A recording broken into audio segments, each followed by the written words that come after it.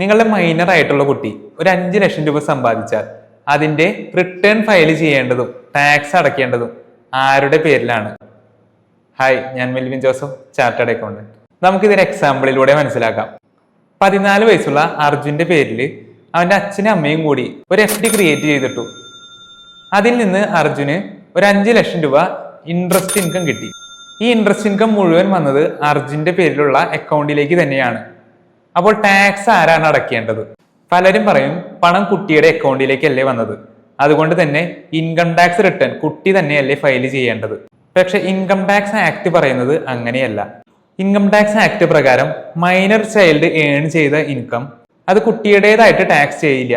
അത് പാരന്റ്സിന്റെ ഇൻകത്തിൽ ക്ലബ് ചെയ്ത് അതിന് അവർ ടാക്സ് അടയ്ക്കേണ്ടതായിട്ട് വരും. എന്നാൽ മൈനറിന്റെ എല്ലാ ഇൻകവും ക്ലബ് ചെയ്യുമോ? ഇവിടെ ഇൻകം ടാക്സ് ആക്ടിൽ 3 എക്സെപ്ഷൻസ് പറയുന്നുണ്ട്. നമുക്കൊരു എക്സാമ്പിൾ നോക്കാം. ഒരു ചൈൽഡ് ആർട്ടിസ്റ്റ് സിനിമയിൽ അഭിനയിച്ച് അവന് കുറച്ച് പണം കിട്ടി. ഈ ഇൻകം ക്ലബ് ചെയ്യേണ്ടതായിട്ടില്ല. രണ്ടാമത്തെ എക്സെപ്ഷൻ പറയുന്നത് ഒരു കുട്ടി സ്വന്തം സ്കില്ല് അല്ലെങ്കിൽ ടാലന്റ് ഉപയോഗിച്ചിട്ട് സമ്പാദിച്ച ഇൻകം. ഒരു എക്സാമ്പിൾ നോക്കാം. പാട്ട് പാടാൻ കഴിവുള്ള ഒരു കുട്ടി റിയാലിറ്റി ഷോയിൽ പങ്കെടുത്തിട്ട് പണം സമ്പാദിച്ചു. ആ ഇൻകവും ക്ലബ് ചെയ്യേണ്ടതായിട്ട് ഇല്ല. മൂന്നാമത്തെ എക്സെപ്ഷൻ പറയുന്നത് ഡിസേബിലിറ്റി ഉള്ള മൈനർ ചൈൽഡിന്റെ ഇൻകം.